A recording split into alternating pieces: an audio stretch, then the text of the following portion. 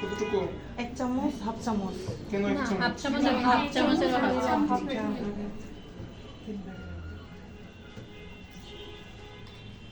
Vinegar half চামচ, আপনাদের শীটে একটা ভুল লেখা আছে চকলেট স্পঞ্জ কেকের মধ্যে, দেখেন তো বুঝতে পারেন কিনা। ভিনেগার এক টেবিল চামচ।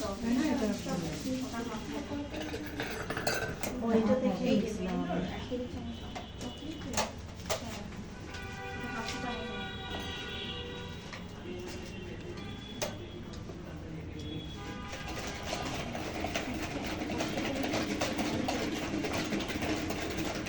বিট আর কে করতেছে?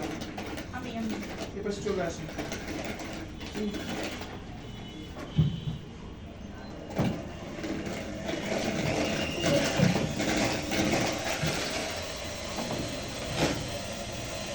এই পাশে হাত লাগাবো, হ্যাঁ যেভাবে আছে ওভাবে। একটু পর পর অফ করবো, সাইডটা ক্লিন করে দেবেন। অফ করেন, এটা নিচের দিকে। ওকে, সাইডটা ক্লিন করে দেবেন।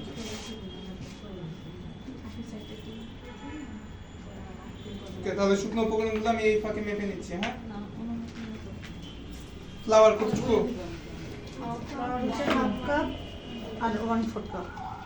দুই জনের জন্য আমার হাফ কাপ আর 1/4 কাপ। এক ডিমের জন্য একজনের জন্য 1/4 কাপ। 1/4 কাপ। এখন শীত বা চকলেটকে আমরা সবাই জানি কি কোকো পাউডার ইউজ করতে হয়, তাই না? খুব সুন্দর একটা সহজ একটা নিয়ম দেখাচ্ছি। জাস্ট আমি কি করবো, এখান থেকে 2 চামচ ফ্লাওয়ার সরিয়ে ফেলবো।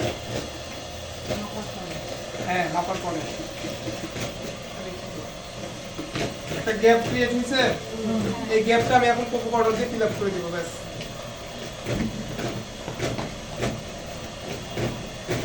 কোকো পাউডার আমি হচ্ছে মালয়েশিয়ান কোকো পাউডার ইউজ করতেছি, এটা ইউজ করার চেষ্টা করবেন। খুচরা না, 1 কেজি প্যাকেট এটা মালয়েশিয়ান। বলতে হয় মানুষের কোকো পাউডার। হ্যাঁ,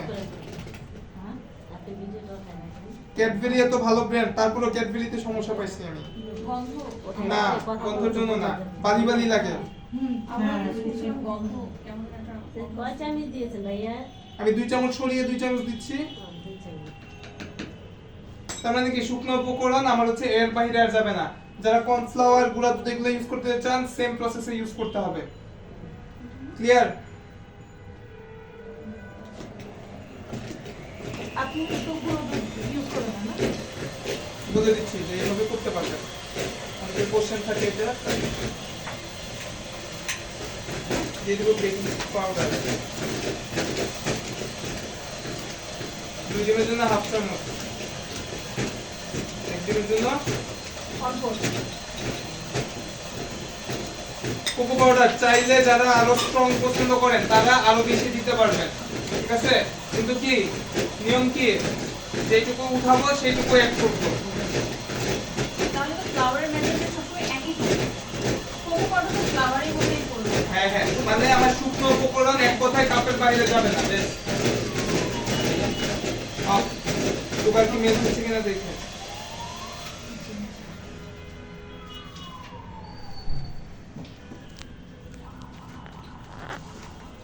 প্রায় হয়ে গেছে। আচ্ছা, এখানে এই কাপে কোকো পাউডার দেওয়া হবে না? এক জায়গায় তো যাবে দুইটা, তাই সবাইকে কি এত সরে নেই এক জায়গায় দুটো করে কি হবে? মানে হচ্ছে আপনার 2 চামচ ময়দা আমি এখান থেকে উঠায় ফেলছি, 2 চামচ কোকো পাউডার অ্যাড করছি। এই তো চকলেট কেজি আর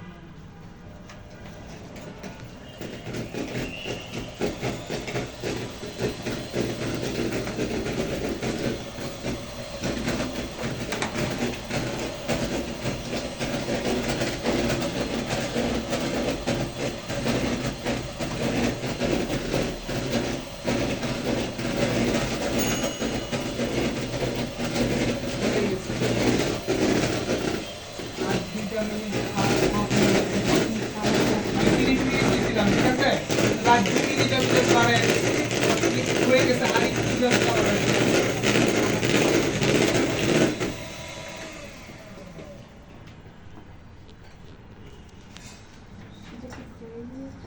না আরো কম। চিনিটা তুলে চিনিটা বললে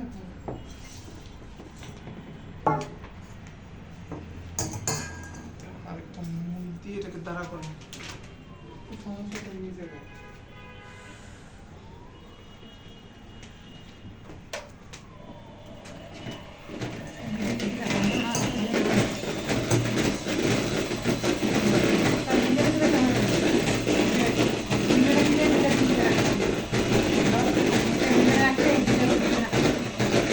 না, একটা যখন রাখবো তখন আবার accept করবে।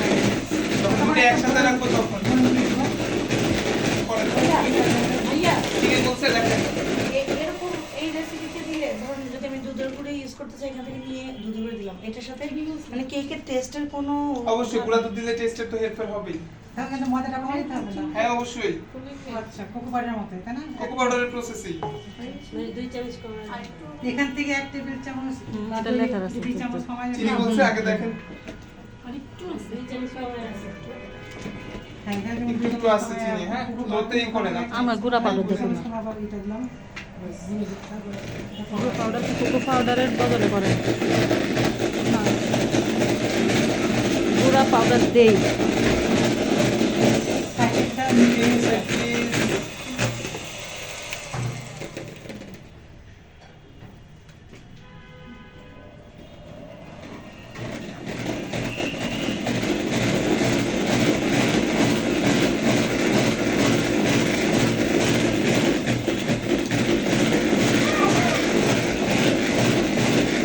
ঠিক আমার হয়ে গেছে, ঠিক আছে? এটাকে আমরা কি করবো আপসাইড ডাউন করে রাখবো। এবার আপসাইড ডাউন করলাম এই জন্য অনেক সময় একটু অফ করি। অনেক সময় আমাদের দেখা যায় অনেকের অবজেকশন থাকে এইটা যে ওভেনে বা চুলায় থাকা অবস্থায় কেক ভালো ছিল, বাইরে বের করার পরে মাঝখান থেকে একটু বসে গেছে, এরকম একটা থাকে না সমস্যা। সো কি জন্য হয়, ধরেন আমার কেক এমনি বেক হয়ে গেছে, টুথপিক দিয়ে চেক করলাম আমার কাছে কোনো কাঁচা নাই। এমনিতেও যদি আপনি টেম্পারেচার ঠিক রাখতে পারেন এই টাইমের পরে কেক কখনোই কাঁচা থাকে না, ঠিক আছে, কুক হয়ে যায়। তাই আমি আর কোনো চেক করলাম না, আমি ডিরেক্ট বের করে ফেললাম। আপনারা টুথপিক দিয়ে চেক করে নেবেন। তারপরে যেটা বলতেছিলাম যে যদি ধরেন আমার কাঁচা নেই, যে টুথপিক দিয়ে ভালো বের হয়েছে, কিন্তু কেকটাকে স্টেবল পর্যায়ে আসার জন্য আরো 2-3 মিনিট রাখা লাগতো আমার ওভেনে, 2-3 মিনিট আমি রাখি নাই, সেই ক্ষেত্রে আমার কি হবে, সেই ক্ষেত্রে আমার প্রবলেমটা হচ্ছে আপনার এই স্টেবল তো হইতে পারে না, ভিতরটা কি খুব হট, বাইরেটা কি খুব কোল্ড না, হ্যাঁ। দুইটা টেম্পারেচারের মধ্যে কেকটা সামঞ্জস্য করতে পারে না, যেহেতু খুব সফট জিনিস সামঞ্জস্য না করতে পারে এটা হচ্ছে নিচের দিকে নেমে যায়। এটা আমরা আপসাইড ডাউন করে রাখবো কেন, কারণ গ্র্যাভিটি আমাদের নিচের দিকে টানে, এটা আর বসতে দিবে না তখন। বুঝতে পারছি? গরম খাই সে মেজাজ হ্যাঁ। ঠিক থাকবে চিনি কোথায় গেছে?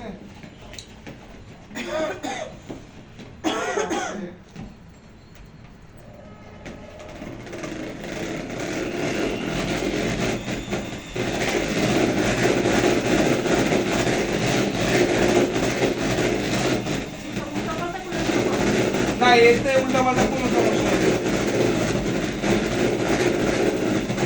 সমস্যা ওই লাস্টে।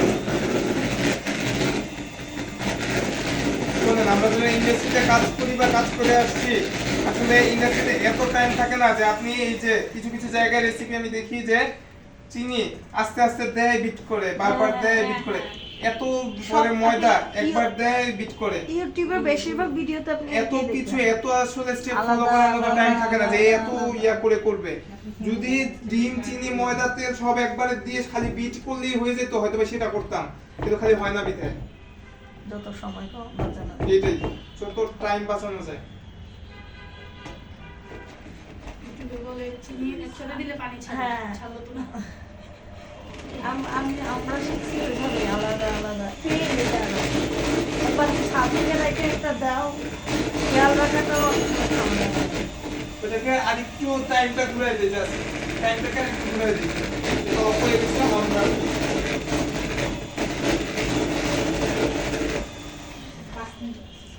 আচ্ছা, এই কেকের ক্ষেত্রে যদি আমি কুসুম সহ একসাথে করতে চাই সেটাও পারবো হবে না, না স্পঞ্জ measurement কেকের আলাদা ক্ষেত্রে মেজারমেন্ট আলাদা বললাম না, হয়ে গেছে আমার ফোম। হ্যাঁ, এখন কি করব, তারপর কি তেল তারপর কি ভিনেগার না ভিনেগার দেওয়া হয়ে গেছে ভিনেগার? ভ্যানিলা এসেন্স না ভিনেগার দিয়েছে এখন আমি বলি তেল ভ্যানিলা কেকে আমরা দিলাম হচ্ছে কি ভ্যানিলা এসেন্স, তাই না? জি। এটা আমার কি কেক? Chocolate cake. আমরা এর মধ্যে এখন দিব হচ্ছে চকলেট ইমালশন, ঠিক আছে? একটা বলছি এসেন্স আর একটা বলছি ইমালশন। এসেন্স কি? এসেন্স হচ্ছে জাস্ট ফ্লেভার, ইমালশন হচ্ছে ফ্লেভার প্লাস কালার। কালার এখন এর মধ্যে দুইটাই আবার দিয়ে দিবেন না, ইমালশন এসেন্স, কারণ কি দুইটার মধ্যে ফ্লেভার আছে, দুইটা যদি দেই তখন কি হবে? বেশি একদম হয়ে যাবে। যে কোনো একটা চেষ্টা করবেন ইমালশনটা ইউজ করার জন্য, তার মানে কি একসাথে আমার কালারটাও চলে আসবে, বুঝতে পারছি? ইমালশনে যেহেতু ফ্লেভারের জন্য দেওয়া হচ্ছে, এটাও কিন্তু আপনার পরিমাণ মতো যেটুকু ফ্লেভার আপনার পছন্দ। কিন্তু এসেন্সের তুলনায় ইমালশনটা একটু কম ইউজ করতে হয়, কারণ কি এটা কি খুব ঠিক, তাই না? অনেক ঘন বেশি। আর এসেন্সটা কি একদম লিকুইড টাইপের, সো এটা একটু বেশি লাগে, এটা একদম কম লাগবে একটু। এখন কি করব আমরা হচ্ছে পিটিং করব। কি করব? একদম স্পিড কেমন থাকবে? একদম লো, হাই মানে একদম লো।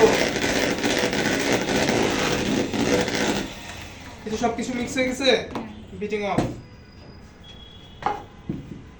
বিটারটাকে খুলে ভিতরে রেখে দেন। কি কি হিসাবে করতে হবে? 100 গ্রাম করে 200 গ্রাম করে কিনতে পারবেন আপনি, ঠিক আছে? এটা রেডম্যান বা বেকালসেরই কিনবেন, আমারটা রেডম্যান আছে না, স্বপ্নতে নাই। কেক বেকিং এর যে সবগুলো আছে সেগুলো থেকে কিনবেন, সেগুলোতে অল এভরিথিং আপনি পাবেন।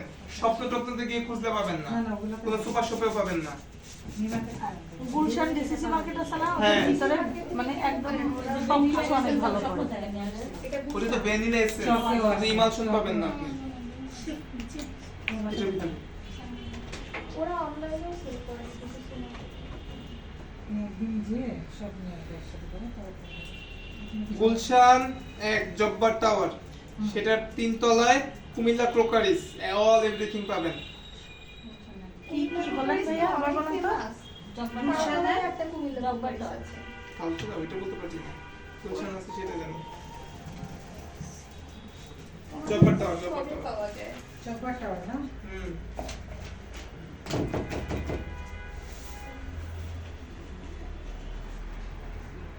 কুমিল্লা স্টোর না কুমিল্লা ক্রোকারিস বড়, অনেক বড় দোকান। আপনি যে হচ্ছে 3 তলায় উঠে গেলেই হ্যাঁ দেখবেন বড় করে লেখা কুমিল্লা ক্রোকারিস, বেকিং এর অল এভরিথিং এক জায়গাতেই পাবেন। ভাইয়া ওই ইয়াটা ভিভোটা না এক এক সময় হয় কি ভালো পড়ে এক এক সময় হয় কি ভালো পড়ে না এনসিসির সামনে ভাইয়া ভিভো অনেক সময় ভালো পড়ে অনেক সময় ভালো পড়ে না ওই ডিসিসি মার্কেট থেকে নিলেও কিন্তু সব সময় ভালো পড়ে না যাবতীয় মার্কেট যখন ক্রিমে আসবো তখন ক্রিম নিয়ে কথা বলবো। এমনি এই দোকানটাতে পাবো বাইরে তো অনেক অবশ্যই। নাম্বার জিনিস পাওয়া যায়। কিন্তু তাদের এখানে বেকিং এর সব জিনিসই অ্যাকুরেট জিনিস পাবেন। হ্যাঁ, আমি একটু করি দেখছি। এটা দিব না, নষ্ট হয়ে গেলে ফার্স্ট না আমরা বাসায় আগে ট্রাই করবেন তারপরে।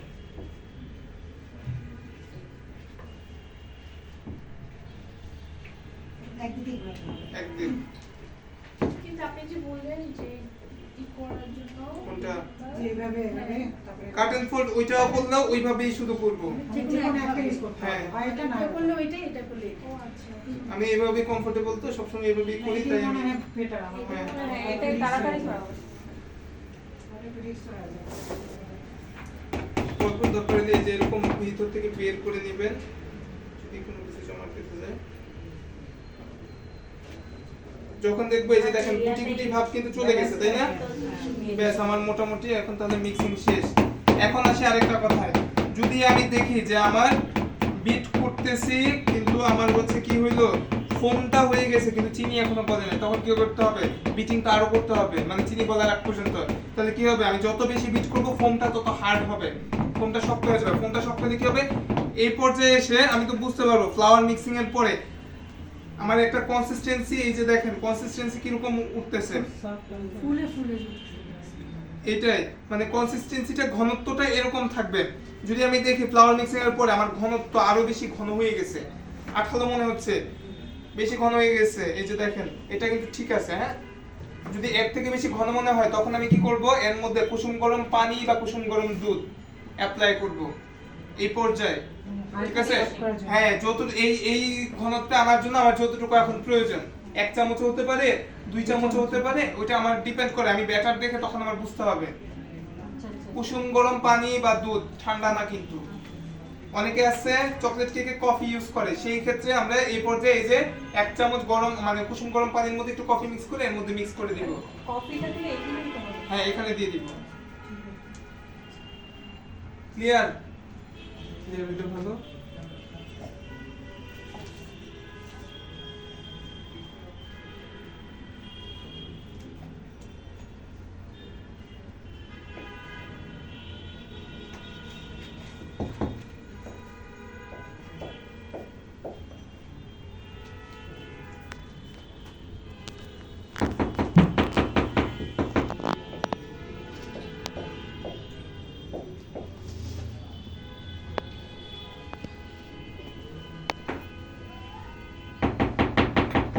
যেগুলো বলছি মাস্ট বি এগুলো ফলো করবেন, তাহলে আর আপনার রেসিপিতে ফেল আসবে না, ঠিক আছে? আর যার রেসিপি, আমাদের একটা টেন্ডেন্সি আছে এরকম, ইউটিউব দেখে আর যেখানে দেখে 4-5টা রেসিপি দেখে এরপরে আবার নিজের কিছু ক্রিয়েটিভিটি যোগ করে একসাথে চালে চালে খিচুড়ি করে তারপরে একটা রেসিপি ফলো করি। এটা করা যাবে না। যার রেসিপি ফলো করব শুধুমাত্র তার রেসিপি ওয়াইজ কাজ করব। হ্যাঁ এটা ঠিক। তোমার নিজের হাতে রান্না নষ্ট হয়ে যায়, কোনোটা এরকম কিছু নষ্ট হয়ে যায়। আমি চেষ্টা করি রেসিপিগুলো খুব সহজভাবে প্রেজেন্ট করার জন্য, ঠিক আছে? বেশি এই যে কত অল্প সময় হয়েছে, তারপরে কোনো ঝামেলা আছে না। আর ওখানে অনেক হার্ড, অনেক আহামরি দেখায়। বেকিং যতটা কঠিন মনে হয় ততটা কঠিন না, যদি আমরা ঠিক মতো প্রপার ওয়েতে কাজ করতে পারি। এটাও সেম টেন্ডেন্সি, 3 মিনিট রেসিপি শেষ।